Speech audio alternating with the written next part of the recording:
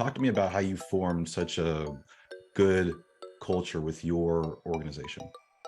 So I took the examples of previous bosses that I had Hmm. had, and I learned from that both what to do as well as what not to do. In fact, I think the what not to do in some cases is like that's a really powerful teacher.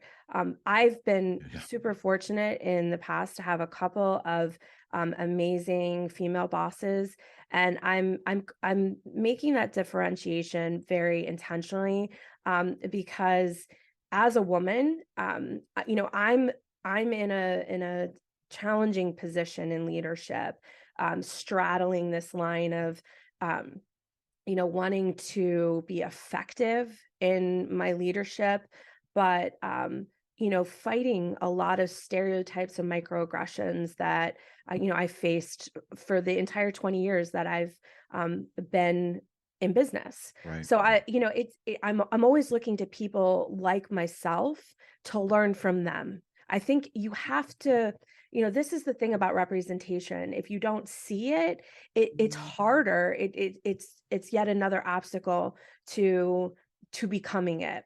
If you're literally the first one. So having that representation, those female leaders where I could observe how they were balancing the need to be direct without being unlikable, which is one of the biggest challenges that women face. The higher Minorities in they general. can. I can relate. True. Yeah. Yeah. Yeah. Yeah, and when you are direct, you are viewed as, you're called names, you're viewed as unlike. I mean, literally studies have been done about how, especially I know this is true, the studies about women, that the higher they climb in their career, their likability factor declines. It's sort of like inversely correlated, where that is not true for men. The higher a man climbs, the higher his likability factor um, goes. So, these are tough things. So watching women who were amazing bosses like that's been awesome.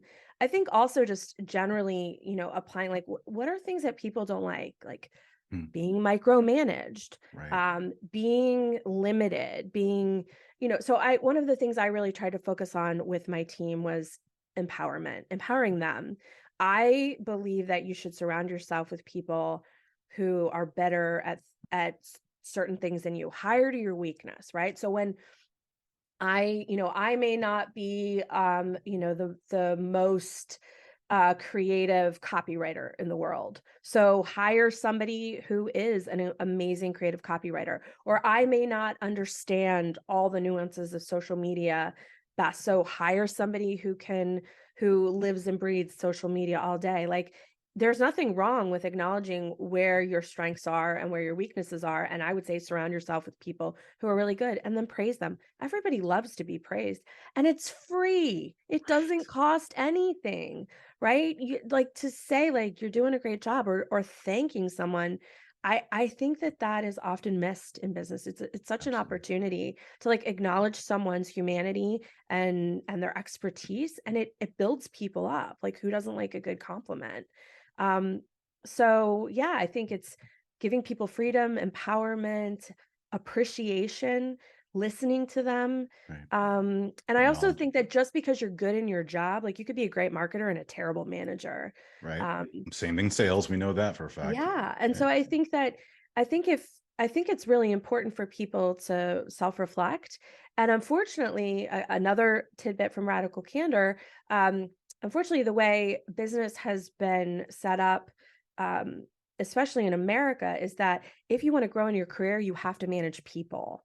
And that's very unfortunate because there should be a path for growing in your career if you're not a manager of people. You could be Hmm. like, the absolute expert, but maybe you're not the right person to manage a team. So I really think we need to have a way that people That's can interesting. climb the ladder without having to, have a bunch of direct reports. Well, how do you balance the things that you mentioned earlier about acknowledging people, giving praise, not micromanaging? How do you balance these things with accountability, though? Not everybody Yeah. is doing a good job all the time. So when people are struggling, the approach I like to take is asking questions Mm. and kind of like helping them to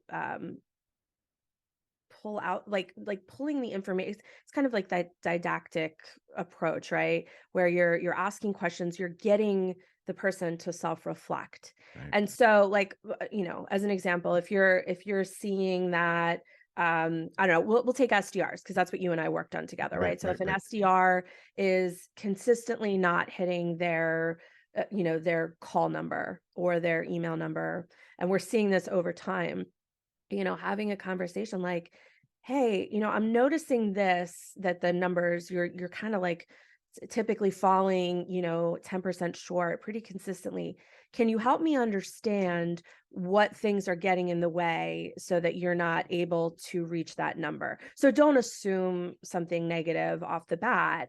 Maybe there's something you don't know about. Maybe there's something that you could help. Maybe you need to take something off their plate or, ease things up by providing some additional resources or whatever it is, give them an opportunity to reflect and explain. Maybe you don't have the information that you need. Now, I've been in situations with employees where, things have gone south and, they've had to be terminated.